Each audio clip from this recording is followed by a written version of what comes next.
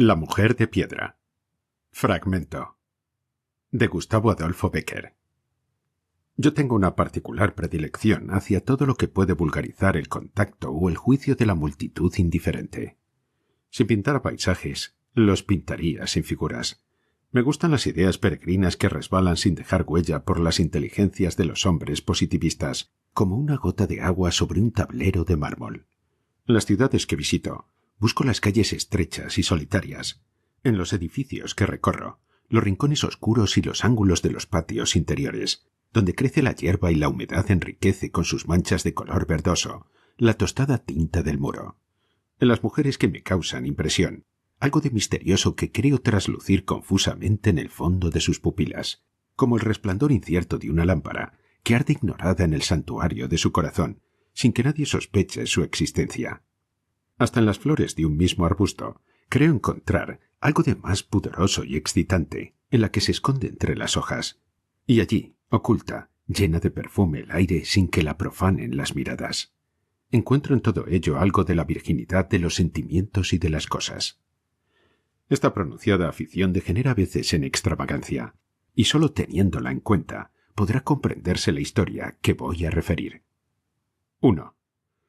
Vagando al acaso por el laberinto de calles estrechas y tortuosas de cierta antigua población castellana, acerté a pasar cerca de un templo en cuya fachada el arte ojival y el bizantino, amalgamados por la mano de dos centurias, habían escrito una de las páginas más originales de la arquitectura española.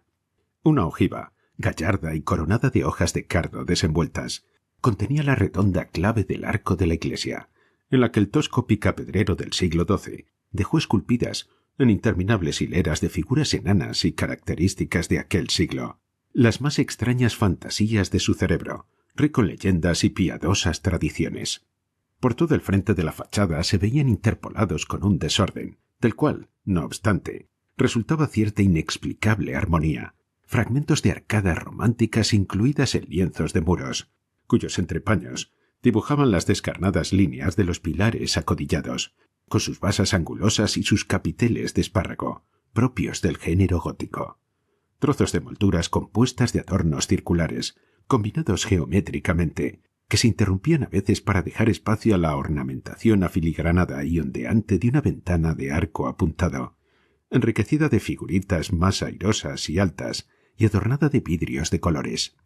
A donde quiera que se fijaban los ojos, podían observarse detalles delicados de los dos géneros a que pertenecía el edificio, y muestras de la feliz alianza con que la generación posterior supo, imprimiéndole su sello especial, conservar algo de la fisonomía y espíritu severo y sencillo en su tosquedad del primitivo monumento.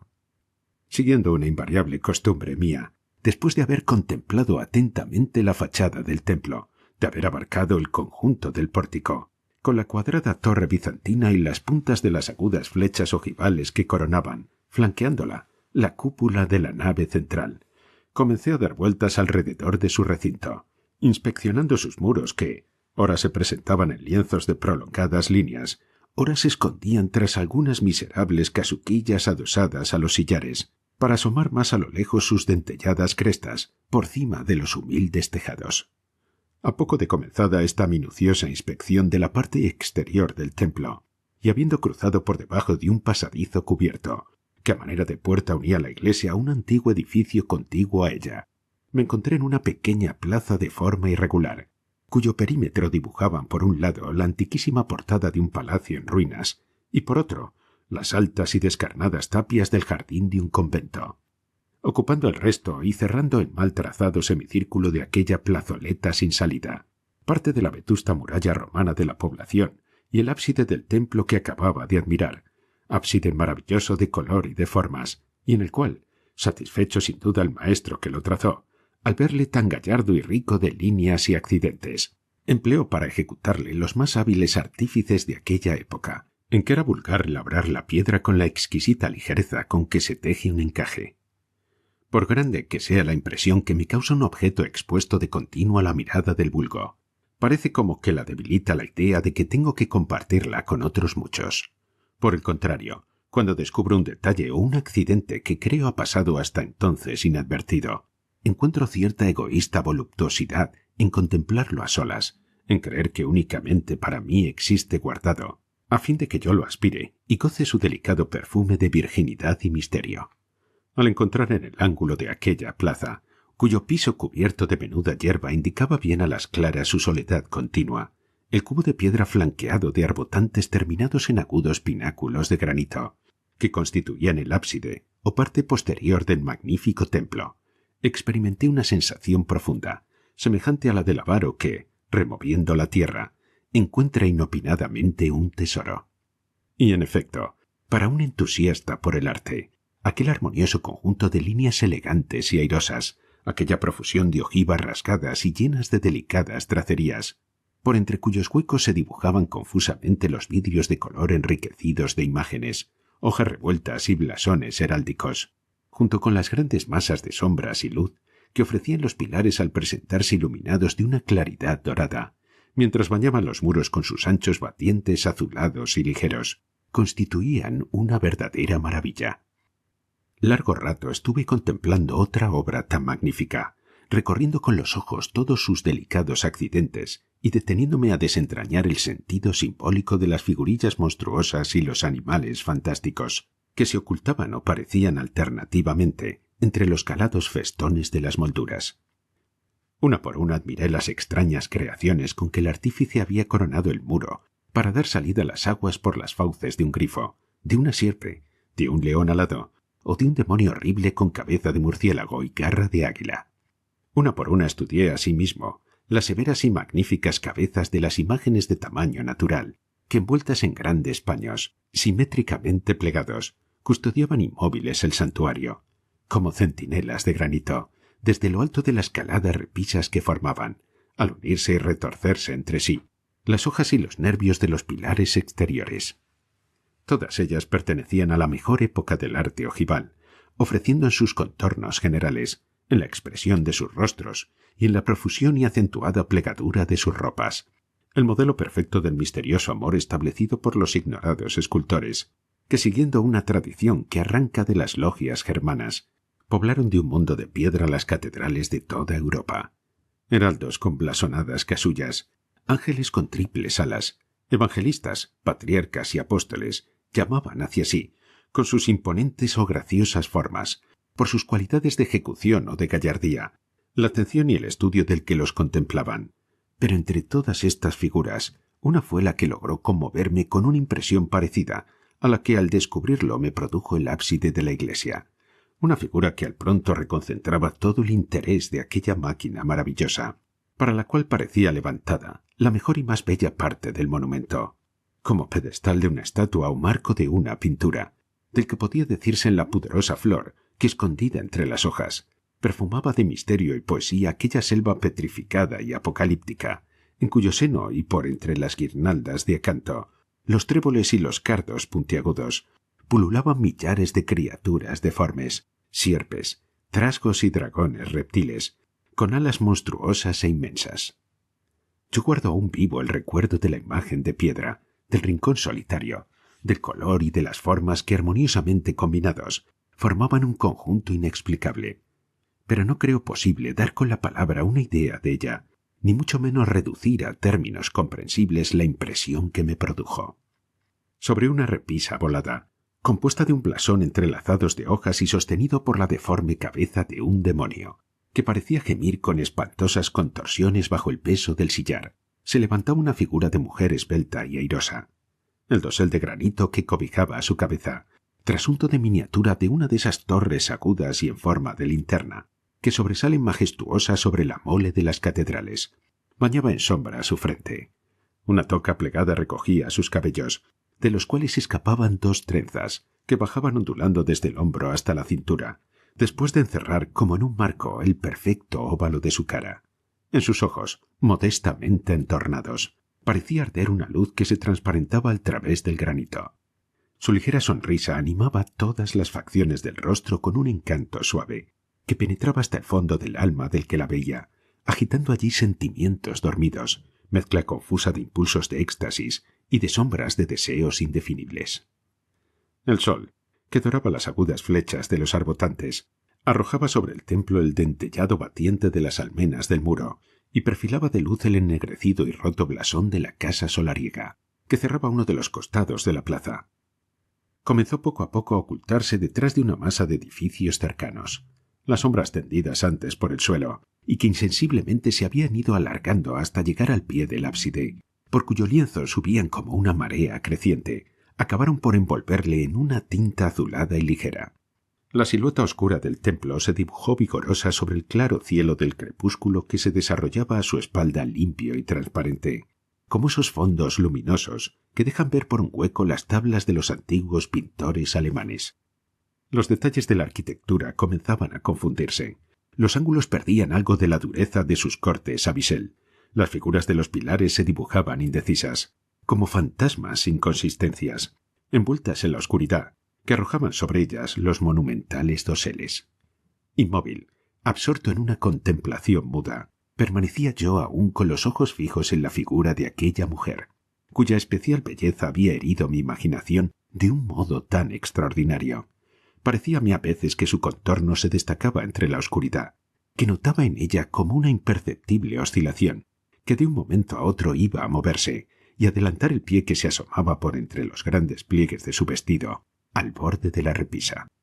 Y así estuve hasta que la noche cerró por completo. Una noche sin luna, sin más que una confusa claridad de las estrellas, que apenas bastaba a destacar, unas de otras las grandes masas de construcción que cerraban el ámbito de la plaza. Yo creía, no obstante, distinguir aún la imagen de la mujer entre las tinieblas. Mas no era verdad. Lo que veía de una manera muy confusa era el reflejo de aquella visión, conservada por la fantasía, porque cuando me separé de allí, aún creía percibirla flotando de mí entre las espesas sombras de las torcidas calles que conducían a mi alojamiento. 2. Porque durante los 14 o 15 días que llevaba de residencia en aquella población, aunque continuamente estuve dando vueltas sin rumbo fijo por sus calles, nunca tropecé con aquella iglesia y aquella plaza, y desde la tarde en que las descubrí, todos los días, cualquiera que fuese el camino que emprendiera, siempre iba a dar a aquel sitio. Es lo que yo no podré explicar nunca, como nunca pude darme razón, cuando muchacho, del por qué para ir a cualquier punto de la ciudad donde nací, era preciso pasar antes por la casa de mi novia. Pero ello era que unas veces de propósito hecho, otras por casualidad, ya porque las mañanas se tomaba bien el sol contra la tapia del convento, ya porque al caer la tarde de un día nebuloso y frío, se sentía allí menos el embate del aire. Iba allí a todas horas, y me encontraba frente al ábside de la iglesia, sentado en algunas piedras amontonadas al pie del arco de la antigua casa solariega, y con los ojos clavados en aquella figura que parecía traerme con una fuerza irresistible. Más de una vez, deseando llevar conmigo un recuerdo de ella, intenté copiarla. Tantas como lo intenté, rompí en pedazos el lápiz y maldije de la torpeza de mi mano, inhábil para fijar el esbelto contorno de aquella figura. Acostumbrado a reproducir el correcto perfil de las estatuas griegas, irreprochables de forma, pero debajo de cuya modelada superficie, cuando más se ve palpitar la carne y plegarse o dilatarse el músculo, no podía hallar la fórmula de aquella estatua, a la vez incorrecta y hermosa, que, sin tener la idealidad de formas del antiguo, antes por el contrario, rebosando vida real en ciertos detalles, tenía, sin embargo, en el más alto grado el ideal del sentimiento y la expresión.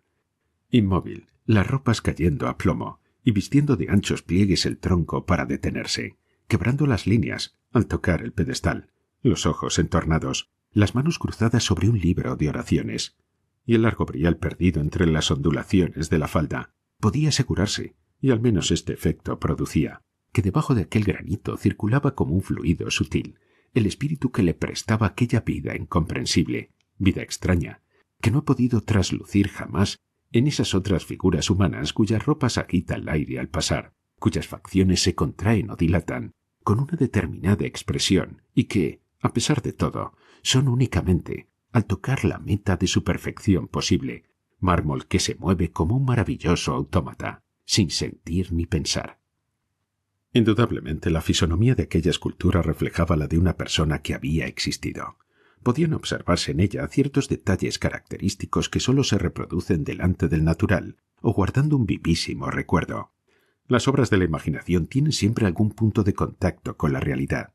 Hay una belleza típica y uniforme, hacia la que así en lo bueno como en lo malo, Se nota cierta tendencia en el arte. El placer y el dolor, la risa y el llanto, tienen expresiones especiales consignadas por las reglas. La cabeza de aquella mujer rompía con todas las tradiciones. Era hermosa sin ser perfecta. Ofrecía rasgos tan propios como los que se observan en un retrato de la mano de un maestro, el cual tiene tanta personalidad, por decirlo así, que aun sin conocer el tipo a que se refiere, se siente la verdad de la semejanza.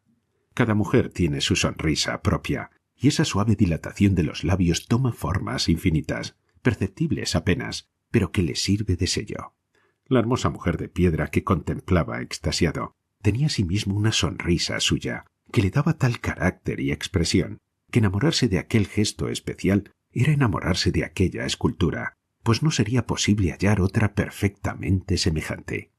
Con los ojos entornados y los labios ligerísimamente entreabiertos, parecía que pensaba algo agradable y que la luz de su pura e interior alegría se revelaba por medio de reflejos imperceptibles, como se acusa por la transparencia la luz que arde dentro de un vaso de alabastro. Pero ¿quién era aquella mujer? ¿Por qué capricho el escultor, interrumpiendo la larga fila de graves personajes que rodeaban el ábside, había colocado en el sitio más escondido, es verdad, aunque seguramente el más misterioso de toda la fábrica arquitectónica, aquella figura que tenía algo de ángel, pero que carecía de alas, que descubría en su rostro la dulzura y la bondad de los bienaventurados, pero que no ostentaba sobre su cabeza el nimbo celeste de los santos y apóstoles? ¿Sería acaso recuerdo de una protectora del templo? No podía ser. Yo había visto posteriormente la oscura losa sepulcral que cubría los restos del fundador, prelado valeroso que contribuyó con un rey leonés a la reconquista de aquel pueblo, y en la capilla mayor, a la sombra de un lucillo realzado de gótica crestería, había tenido igualmente ocasión de examinar las tumbas con las estatuas yacentes de los ilustres magnates que en época posterior restauraron la iglesia, imprimiéndole el carácter ojival. En ninguno de estos monumentos funerarios encontré un blasón que tuviese siquiera un cuartel, del que se veía en la repisa de la estatua del ábside. ¿Quién podría ser entonces? Es muy común encontrar en las portadas de las catedrales, en los capiteles de los claustros, en las entreojivas de la urna de los sepulcros góticos, multitud de figuras extrañas, y que no obstante se refieren sin duda a personajes reales, indescifrable simbolismo de escultores de aquella época, con la cual escribían a la manera que los egipcios en sus obeliscos, sátiras, tradiciones, páginas personales, caricaturas o fórmulas cabalísticas de alquimia o adivinación. Cuando la inteligencia se ha acostumbrado a deletrear esos libros de piedra, poco a poco se va haciendo la luz en el caos de líneas y accidentes que ofrecen a la mirada del profano, el cual necesita mucho tiempo y mucha tenacidad para iniciarse en sus fórmulas misteriosas y sorprender una a una de las letras de su escritura jeroglífica. A fuerza de contemplación y meditaciones, yo había llegado por aquella época a deletrear algo del oscuro germanismo de los monumentos de la Edad Media. Sabía buscar en el recodo más sombrío de los pilares acodillados del sillar, que contenía la marca masónica de los constructores. Calculaba con acierto el machón, o la parte del muro que gravitaba sobre el arca de plomo, o la piedra redonda en que se grababan con el nombre de la secta del maestro, su escuadra, el martillo y la simbólica estrella de 5 puntas, o la cabeza de pájaro que recuerda el ibis de los faraones. Una parábola, aún abajo en el segundo velo, una alusión histórica o un rasgo de las costumbres, aunque ataviadas con el disfraz místico, no podían pasar inadvertidas a mis ojos si los hacía objeto de inspección minuciosa. No obstante, por más que buscaba la cifra del misterio, sumando y restando la entidad de aquella figura con las que la rodeaban, por más que trataba de encontrar una relación entre ella y las creaciones de los capiteles y franjas, algunas de efecto microscópico, y combinaba el todo con la idea del diablo que abrazaba el escudo, gimiendo bajo el peso de la repisa, nunca veía claro, nunca me era posible explicarme el verdadero objeto, el sentido oculto, la idea particular que movió el autor de la imagen para modelarla con tanto amor e imprimirle tan extraordinario sello de realismo. Cierto que algunas veces creía ver flotar ante mi vista el hilo de luz que había de conducirme seguro a través del dédalo de confusas ideas de mi fantasía, y por un momento se me figuraba encontrar y ver palpable la escondida relación de los versos sueltos de aquel maravilloso poema de piedra, en el cual se presentaba en primer término, y rodeada de ángeles y monstruos, de santos y de hijos de las tinieblas, la imagen de la desconocida dama, como Beatriz en la divina y terrible trilogía del genio florentino. Pero también es verdad que, después de vislumbrar todo un mundo de misterios, como iluminado por la breve luz de un relámpago, volví a sumergirme en nuevas dudas y más profunda oscuridad. Entregado a estas ideas, pasaba días enteros.